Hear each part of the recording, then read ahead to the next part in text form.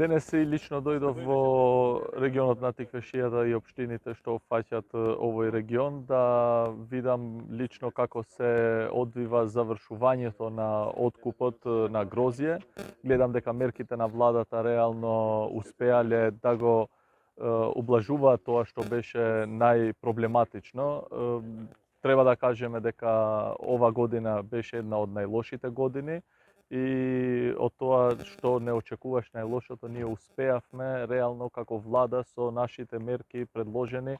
да излеземе на пресред на лозаропроизводителите и верувам дека ваквите мерки се за поздравување, ги поздравија издруженијата и нормално отварат една голема врата за долгорочно решавање на овој проблем. Тоа што сум го најавил на неколку наврати, уште еднаш го кажувам јавно дека ќе се формира комитет заеднички и од производителите и од винарските визби под некаков вид на мониторинг од страна на Министерството, со тоа што реално ќе отвориме суштински долгорочен диалог за следната година да може да најдеме најдобри можни решенија и да бидат долгорочни. Ние како здружение сме благодарни на владата, бидејќи без нејзина помош грозјето стварно ќе останеше на нивите. Секогаш ќе ми бидеме благодарни, посебно на владата и на премиерот и на сите и министрите што учествуваа во една ваква битка, бидејќи знаеме дека COVID-19 нанесе една голема штета, не само во Македонија и пошироко. Тука би сакал малце повише да се обрнам кон винариите, бидејќи некои од тие винари стварно ни нанесоа голема штета. Тоа е една од тие винари кои што и Тиквеш со еден така мал капацитет на откуп на грозје ни нанесе една таква катастрофална цена која што за нас лозарите болеше. И тоа многу болеше, бидејќи ни го сруши сет пазар и сета макотрпна работа која што е уназад децени и децени создавана, ни падна во вода. Јас сум благодарен на тие пари што владата ги даде, нели како субвенција, замислете да беа плюс што требаше винаријата да ги даде тие пари и тука ќе се изнајдеше едно и лозарите ќе беа задоволни и сите. Мислам дека во иднина нема вака да се случи, дека ќе изнајдеме еден добар концепт како понатаму да работиме, ние лозарите со винариите и да знаеме што работиме и како работиме. Да произведиме квалитетно грозје, значи од тоа грозје да се направи квалитетно вино, кое што винариите без проблем ќе го продаваат и ќе го пласираат надвор од Македонија или на домашни услови, на домашен пазар. И така